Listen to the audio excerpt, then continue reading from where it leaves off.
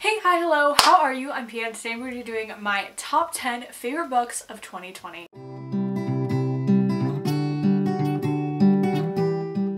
I've got my favorite bookshop mug right here, drinking my coffee. It was a tricky time this year coming down. It was my top 10. I think I started at like 16 or 20, so not like that bad, but then it was hard to get to 10 from 11. Like, that was the most difficult part, but I ended up kicking one out because I didn't own a physical copy, and I was like, if I love it, I'm obviously gonna own a physical copy. And then I, lo and behold, realized that one of these on this list I don't have a physical copy, so I didn't put this in an order. I am gonna save my top one for last. Let's start with the book I don't own.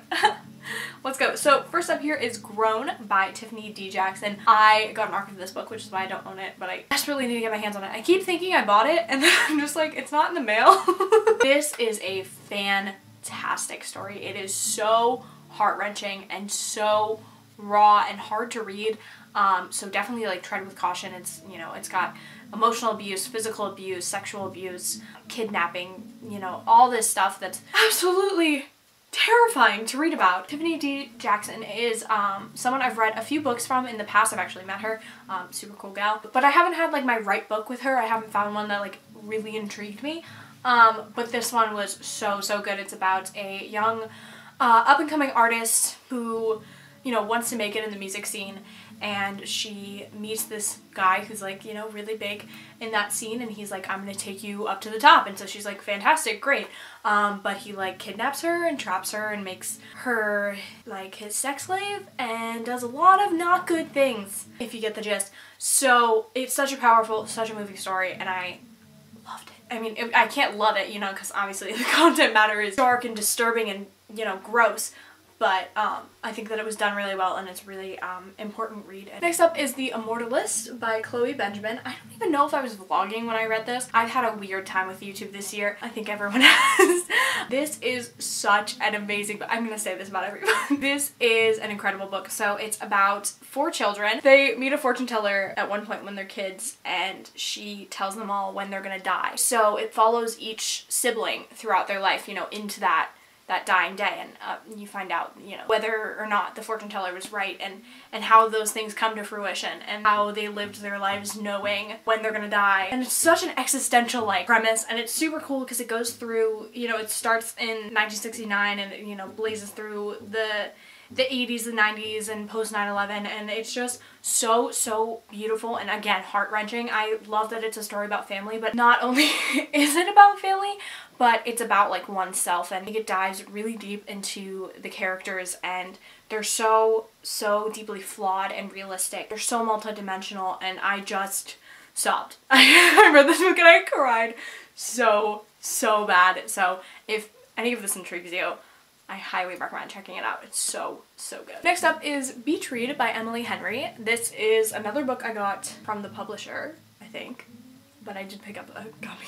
My brain is moving slow. This is why I have coffee. And oh my god, again, I think this will be on a lot of people's lists. This one definitely just took the booktube world, the book world by storm. This is I would say it's more of a literary fiction, more of a chick lit, I hate saying that, or a woman's fiction, rather than a romance, though it does have a romance. It's about 2 writers who are mortal enemies. I think they were hated each other in college or something like that, and they were rivals.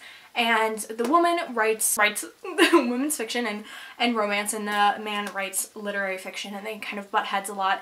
They're neighbors now, and it also is just a story about grief, which I feel is never talked about. I mean, you look at this cover and you're like, wow, it's yellow, it's bright, it's it's fun times, but it deals a lot with grief and a lot of dark subject matter. They decided to switch genres since they're both in major writer's block.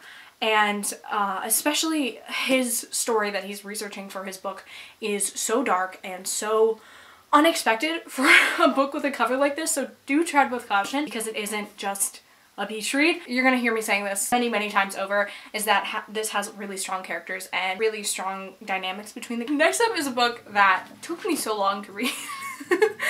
But once I did, I knew it was going to end up on this list, and that is The Goldfinch by Donna Tartt. Wow, throwback! I read this a while ago. I think I finished it in February, and it has just stuck with me. I think about this book way more than I should, and I just think about the intricacies of this novel. Oh my gosh, it is, you know, a huge chunky beast, small ass font, but there's something about the writing in here that is so rich and so, like, has an incredible world building, and especially, like, this is a contemporary fiction, you know, but you would say the world building, like, everything, you can taste it, you can feel it, you can smell it, and it just really, you know, really has access to all your senses and stimulates them all, and it's so incredible. We have, you know, a terrible main character, you know, as values would go. You know, you're not sure who to root for, if there is someone that's, like, a good guy, which I love. I love morally gray main characters. I think, again, I love character exploration and character depth, and there is such a weird story going on in this book that I don't even know if I want to explain fully, but it's so strange and so weird. But Donna Tartt takes us on this ride, and it is incredible. It's so incredible, so deep, and profoundly interesting, and I had to pull out all the big words for talking about this book because it's so good. Next up, I have a romance. Can you tell I read so many different genres? I'm like, romance, fantasy, science fiction. Anyways, so I have here You Deserve Each Other by Sarah Hogle. This was an unexpected one. I picked this up on a whim because, again, I'd heard a lot of people talking about it, and I love this one so much. Oh my gosh. This is about Naomi and Nicholas, who are engaged, but they've kind of fallen out of love. They've kind of gotten bored with each other, and so they both want to break it off, but neither of them knows how to, because the person who breaks it off is going to have to, you know, pay for the wedding. So it's kind of like them just pranking each other, like trying to get the other to give in, and while they're doing this, they obviously, like, rekindle their relationship and, you know, realize why they wanted to get married in the first place, why they lived together, why they had this idea. And it's so fun because it's like, it's so interesting because you get to see them fall in love again. It's like a fun book. It's a fun romance. It had me laughing. I feel like these characters are so funny. And the situations they were pulling, and the sabotage and the pranks, it was so fun. And I think that if you're looking for a really fun romance that came out this year, then I highly recommend this one. It's not for everyone. A lot of people don't like this book, so take my opinion with a grain of salt. Speaking of books that I finally got around to, Children of Blood and Bone by Tomi Adeyemi. I think this is the only fantasy on this list because I've been slacking on fantasy. Who's surprised? I love fantasy as a genre, and I just get intimidated. And I'm like, you know what? I could just read the same story about two people in high school, you know, fucking around. But I could read this. This is incredible. I mean, I think if anyone's heard of this book, you know that it has amazing reviews. It's kind of inspired by Avatar, which doesn't mean a lot for me because I don't really remember a lot about Avatar when I watched it when I was a kid. But it's about a place where magic has been banned, outlawed, people have been killed from doing magic. So the magi that are left, the children with the white hair, or children of blood and bone, actually try to rise up and reclaim that power and reclaim their magic and their place in the world. So it's an incredible, fantastical story, but it makes some well-needed social commentary on the world around us, which is what I love about fantasy. You know, it sneaks those things in when you're like, oh, it's just like people having war and doing magic. It's like, no, like this has a deeper meaning, which is, you know, why I always advocate for reading fiction. But anywho, that is a tangent for another day. The commentary on just prejudice and discrimination and all those things that are so prevalent and so important to discuss in today's society, especially for young adults. I feel like I'm really old now because I'm 18 and I'm, you know, reflecting on this. Such an important book and just such a beautiful book. It was so fun to read. I loved the different perspectives and the magic system in the world, and I finished this and I was like, oh, okay, where's the next one? I do have the sequel. I haven't heard good things about it. Hoping it's just like a middle book kind of thing, but that has put me off from reading that. But I love this book. The writing is fantastic, the characters, the story. The next book I'm going to talk about, I actually don't have in my person, but I'm going to hold up the case for the books, and that is Starkville by Jerry Spinelli. Oh my gosh, I love this book. I actually have the second one in here, but that's not gonna I love this book. The kid I tutor, we're actually reading Starkville right now, which means I get to reread it, which is so exciting. I love this book. I love books about a quirky main character and her trying to find her way, and just you know, all the cliches in the book, but I think that it did it in such an interesting way and for, you know, a younger audience, and I love her. I love Stargirl. I love characters like Stargirl. They remind me of myself. I don't want to say that, but because I'm narcissistic, and I love this book. I love it. It's about being different and celebrating your differences and trying to feel comfortable with who you are. Such an important message, not just for kids, but for everyone. Oh my god. I don't know if you'll be surprised by this one. Again, I read it like early in the year. I think I read it in April. I read An Absolutely Remarkable Thing by Hank Green, and loved it. That's why it's on this list. I rant and rave about this book every time I get to talk about it. It's sci-fi, it's about fame, it's about like kind of being a YouTuber, and it's sci-fi, and it's about like aliens. So like, it's fucking sick. Ends on a cliffhanger, made me want to throw up. Oh my gosh.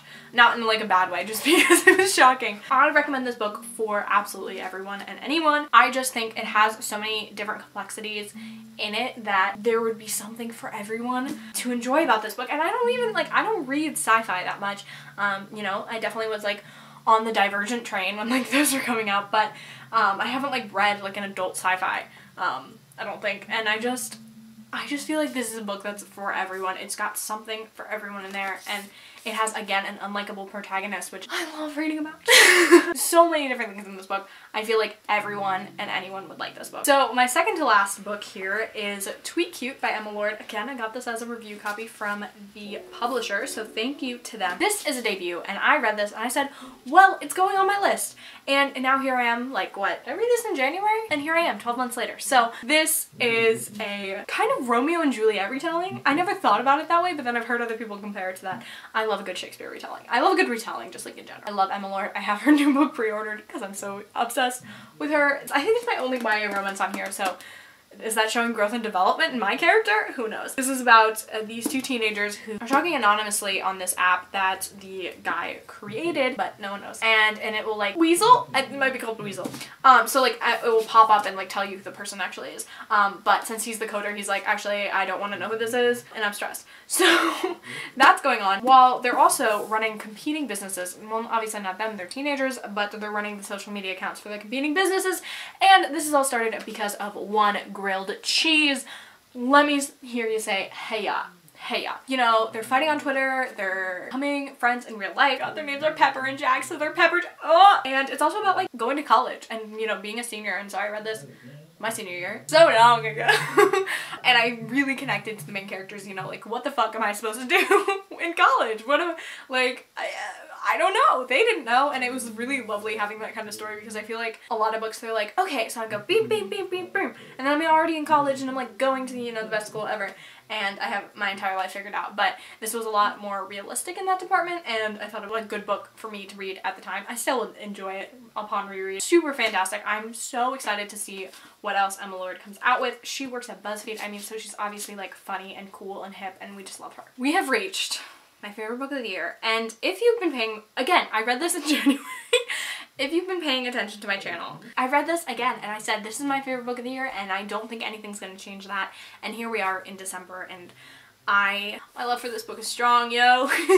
I've since reread half of it. It's the Starless Sea. Like, are you surprised? Like, I've been wanting to talk about this book since the beginning of the year because I need an excuse. This is gorgeous. Can we talk about the UK edition? Can we talk about it? Can we talk about how hot she is? She is gorgeous. This is a super weird story. It's, again, super confusing for a lot of people, but I took my time with this book. And I do not say that about a lot of books because I am always like, I don't know why I keep going like this. I am always, you know, ready like, oh, on to the next one, keep going. But this is great. I loved The Night Circus, which is Erin Morgenstern's previous book, and this is really just a love letter to fiction.